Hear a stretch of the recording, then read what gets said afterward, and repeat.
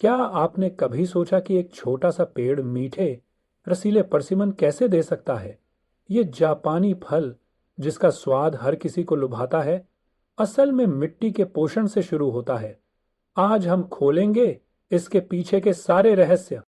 नमस्ते दोस्तों, harmonic roots की दुनिया में आपका स्वागत है। यहाँ हम मिट्टी से फल तक का सफर आसान बनाते हैं। तो चलिए परसिमन की देखभाल शुरू करते हैं।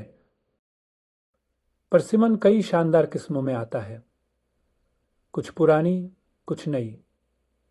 फूयू एक पॉपुलर नॉन एस्ट्रिजेंट किस्म है, छोटा, गोल और कच्चा खाने लायक। हचिया जो एस्ट्रिंजेंट है, बड़ा और नरम होता है, पकने पर मिठास से भरपूर। तमोपन भी एस्ट्रिंजेंट है, इसका फल बड़ा और थोड़ा चपटा होता है। मारू और सुरनोको चॉकलेटी रंग वाले फूलों से फल बनने पर खास स्वाद देते हैं। यूरेका और ह्याकुमे में भूरी मिठास होती है। अमेरिकन पर्सिमन लाइक येट्स और जॉन रिक छोटे सख्त फल देते हैं और ठंड अच्छे से सहते हैं। अब नई किस्में, रोसेअंका और निकिता गिफ्ट हाइब्रिड हैं जो ठंडी जगहों में भी उगते हैं। फल मध्यम और मीठे। सैजो सीडलेस नॉन एस्ट्रिंजेंट है, बीज नहीं होते और जल्दी पकता है। इजू छोटा पेड़ है, जल्दी फल देता है, गर्मी में भी अच्छा। सोस्नोव्स्काया रूस से ठंड सहने वाली हाइब्रिड है। कोस्टाटा के फल पर रिप्स होते हैं और मिक्कुसु जापान का नया ट्विस्ट है। दोनों नॉन एस्ट्रिंजेंट और स्वादिष्ट। हर किस्म की अपनी खासियत है और सही पोषण से ये चमक उठती है। अब मिट्टी की बात। परसिमन को ढीली अच्छी ड्रेनेज वाली मिट्टी चाहिए जिसका पीएच 6 से 7 के बीच हो। ओयू हो या सैजो सीडलेस, ये रेंज सबके लिए सही है। मिट्टी टेस्ट करें। पीएच कम हो तो लाइम डालें, 1 एकड़ में 1-2 टन। ज़्यादा हो तो सल्फर या ऑर्गेनिक खाद जैसे पीट मॉस मिलाएं। पानी जमा ना हो, ये ज़रूरी है। अब ऑर्गेनिक कार्बन की बात। गोबर की खाद, कंपोस्ट या सूखी पत्तियां 2 के 4 इंच जड़ों के आसपास डालें। इससे नमी बनी रहती है और माइक्रोब्स एक्टिव रहते हैं। यूरेका और निकिता गिफ्ट जैसी किस्मों में ये फल की मिठास और टेक्सचर को बूस्ट करता है। एनपीके यानी नाइट्रोजन, फास्फोरस और पोटेशियम परसिमन के लिए बेसिक न्यूट्रिएंट्स हैं। नाइट्रोजन पत्तियों और टहनियों को हरा भरा रखता है। हर पेड़ को साल में 50 से 100 ग्राम दें, जैसे 10-10-10 फर्टिलाइजर से। फूयू और सैजो सीडलेस को कम चाहिए, वरना पत्तियां ज़्यादा और फल कम होंगे। प्रॉक और जॉन रिक जैसे स्ट्रॉन्ग पेड़ थोड़ा ज़्यादा ले सकते हैं। अगर पत्तियां पीली हों या ग्रोथ रुके तो नाइट्रोजन की कमी हो सकती है।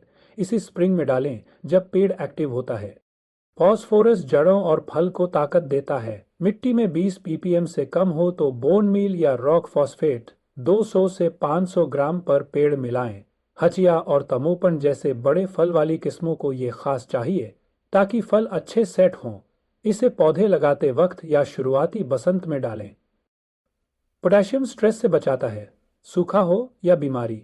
ये पेड़ को मजबूत रखता है। 100 से 150 ppm के लिए पोटेशियम सल्फेट 200 से 500 ग्राम पर पेड़ या वुड ऐश यूज करें। रोसेअंका और निकिता गिफ्ट जैसी हाइब्रिड किस्मों में यह फल की मिठास बढ़ाता है। फल छोटे हों या जल्दी गिरें तो पोटेशियम चेक करें। कैल्शियम पर्सिमन के लिए ढाल की तरह है, फल को क्रैक होने से बचाता है और सेल्स को स्ट्रॉन्ग करता है। हचिया, हैकुमे और तमोपन जैसी सॉफ्ट फल वाली किस्मों में ये बहुत ज़रूरी है।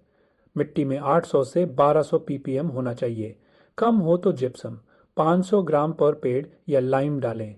फल बनते वक्त 1% कैल्शियम नाइट्रेट का स्प्रे करें, खासकर सैजो सीडलेस और कोस्टाटा में, ताकि फल स्मूथ और फर्म रहें। अगर फल टूट रहे हों या टहनियाँ कमज़ोर दिखें तो कैल्शियम की कमी हो सकती है। मैग्नीशियम फोटोसिंथेसिस का बेस है, ये पत्तियों को हरा रखता है जो सूरज की रोशनी से फल के लिए एनर्जी बनाती है। 50 से 100 ppm से कम हो तो पत्तियां पीली पड़ने लगती हैं, खासकर नसों के बीच। एप्सम सॉल्ट 30 से 60 ग्राम पानी में घोलकर जड़ों पर डालें या 1 चम्मच पर लीटर का स्प्रे करें। मारू और निकिता गिफ्ट में यह हेल्थ और फल की क्वालिटी में फर्क डालता है। गर्मियों में कमी दिखे तो तुरंत यूज करें। अब माइक्रोन्यूट्रिएंट्स की बारी। छोटे हैं, पर रिजल्ट बड़े देते हैं। बोरोन फूल और फल सेट करने का मास्टर है।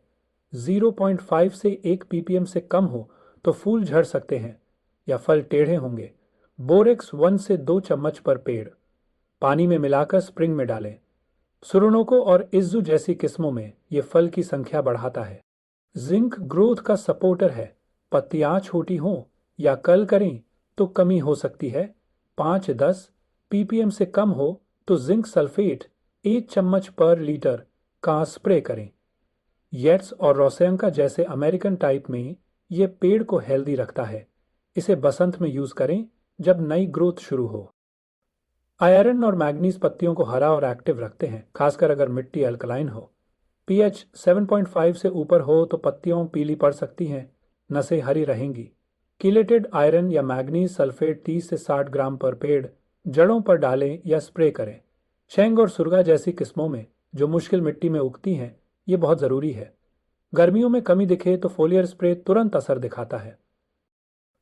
पुरानी किस्में जैसे फूयू को कम नाइट्रोजन बैलेंस्ड एनपीके चाहिए। हचिया को फास्फोरस और पोटेशियम ज़्यादा। नई किस्में जैसे रोसिंका ठंड सहती हैं, कैल्शियम और फास्फोरस दें। निकिता गिफ्ट को ऑर्गेनिक खाद और पोटेशियम से मिठास मिलती है। सेजो सीडलेस को हल्का 8-8-8 और कैल्शियम चाहिए। अब तक हमने न्यूट्रिएंट्स को समझा, तो चलिए इसे एक स्मार्ट तरीके से मिक्स करने का प्लान बनाते हैं। सबको मिक्स करें। ऑर्गेनिक और इनऑर्गेनिक कंपोस्ट 2 से 3 टन पर एकड़ के साथ ज़रूरत के हिसाब से फर्टिलाइज़र। स्ट्रॉ या वुड चिप से मल्चिंग करें 3 से 4 इंच। यह हर किस्म के लिए सस्टेनेबल तरीका है। प्लान तैयार है। अब बारी है कुछ आसान टिप्स की जो आपके पर्सिमन को नेक्स्ट लेवल पे ले जाएं। मिट्टी का टेस्ट हर 1 से 2 साल में करें। स्प्रिंग में फर्टिलाइज़र डालें, पहले फूल आने पर, फिर बाद में। पानी डीप दें, हफ्ते में 1 से 2 इंच। पत्तियां पीली हों या फल कम हो तो फोलियर स्प्रे ट्राई करें। मिट्टी से फल तक सही पोषण से आपके परसिमन के पेड़ खिल उठेंगे और आपकी मेहनत का स्वाद हर काट में बरकरार रहेगा। अपनी फेवरेट किस्म बताएं, इन टिप्स को आजमाएं और हमें बताएं कि आपका परसिमन गार्डन कैसे लहलहा रहा है। हार्मोनिक रूट्स के साथ ऐसे ही सीखते रहें। अगली बार फिर मिलते हैं। तब तक अपने पेड़ों को प्यार दें।